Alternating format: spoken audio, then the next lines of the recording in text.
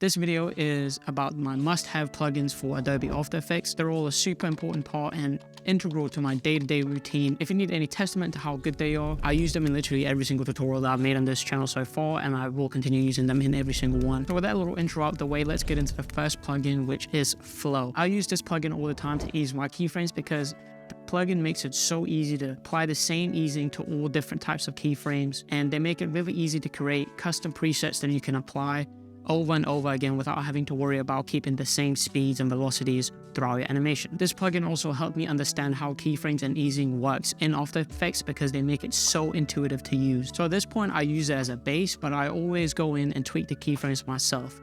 But if you're getting started out, I highly recommend using this as a tool to learn how to ease your keyframes better rather than simply relying on using it for all your easings. And I think that goes with most of the plugins that I use. It's always a good idea to have a foundational understanding of what you're doing and why you're doing it and how you can do it yourself without using a plugin.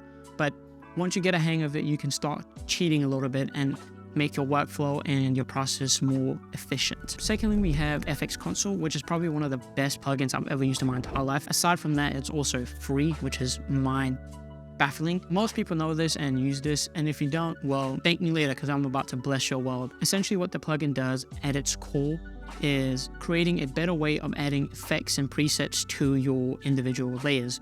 See, in After Effects, you have the built-in effects and presets tab, but it sucks to go through and it's super hard to find exactly what you need quickly. FX Console, you have a hotkey, it opens up the whole menu, you can search for whatever effect you need and it applies it to that layer. Now that's the main purpose of this plugin, but it also has a couple of other features that I use very often and that I love. The first one being full resolution PNGs or JPEGs. So whatever frame you're currently seeing in your viewport is what you can capture. The best thing about it is that it's full resolution and you also get full transparency when you save it as a PNG. We often have effects that we use very often, like I use pressurized time, I use echo. With FX Console, you can save presets very quickly and you can hotkey them so that as soon as you open the FX Console menu, you can click one button and it applies that to the layer that you have selected. Not only does it apply the effect, but you can also have it save keyframes.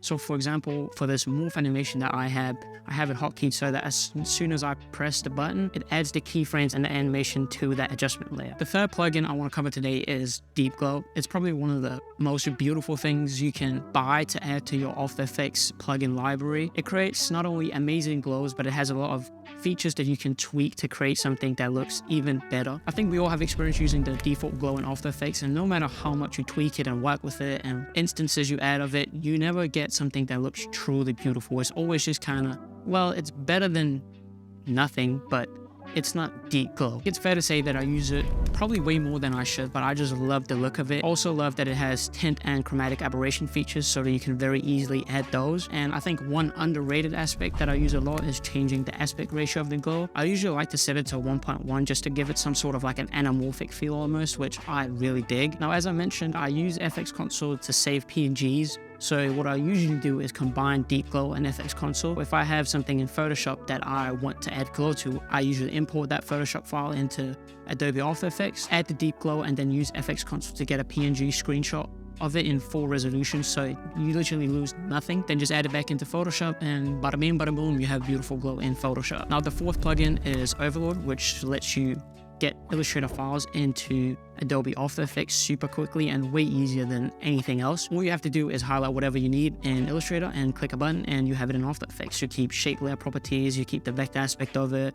Text is still editable once you transfer it. If you use Illustrator to plan out animations, to storyboard, or if you're ever going to have to work with a logo animation, it's worth it to get this plugin because it makes it so easy to work between the two softwares. The fifth plugin is Motion Tools, which is another free plugin, the second one on the list, and it would be an understatement to say I use it literally every single project because I use it multiple times in every single project. It has a lot of tools that I don't use, but it's free, so you can't really complain about there being too much. The main tools that I use are the center anchor points and the staggering of layers and keyframes. In After Effects, you have a sequence layers feature, but it only works from the beginning and the end of layers. So if you wanted to offset 10 layers at 3 frames, you'd have to do it manually. But with Motion Tools, you can just type it all in and then you click a button and it does it for you.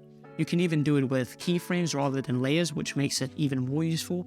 And you can choose between 3 different options. You have from top down, down to top, and then a random one as well. I also love it for its extract feature, which is super useful if you work with Overlord, which I believe they also have an extract feature, but if you don't have Overlord, you can always get this. Because let's say you have a text that you convert into a shape layer, you know how it gets everything in one shape layer. At the click of a button, you can explode all of that to be on its own layer, which just makes it 1,000 times easier to work with. Save yourself, save your gray hairs, and get motion tools. It is free. Last but not least, we have a newcomer to my workflow, and I found it super useful because I've recently started working more with nulls and, you know, just getting more into creating more interesting things. And in that case, nulls were a super good way of working. I hated how it created a new folder in my project file. Void skips all of that. I don't know what kind of voodoo magic it uses to get that, but essentially it creates nulls without the mess of nulls. It's also free, which is awesome, why not? And I just found it super intuitive to use. And as you keep working with After Effects, you realize how important it is to keep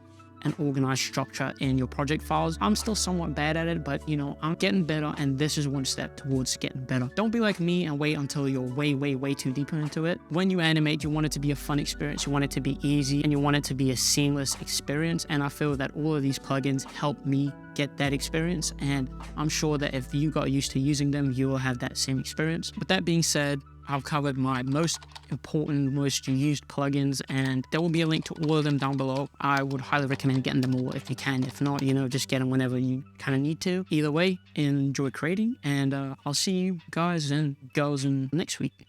So thank you for watching.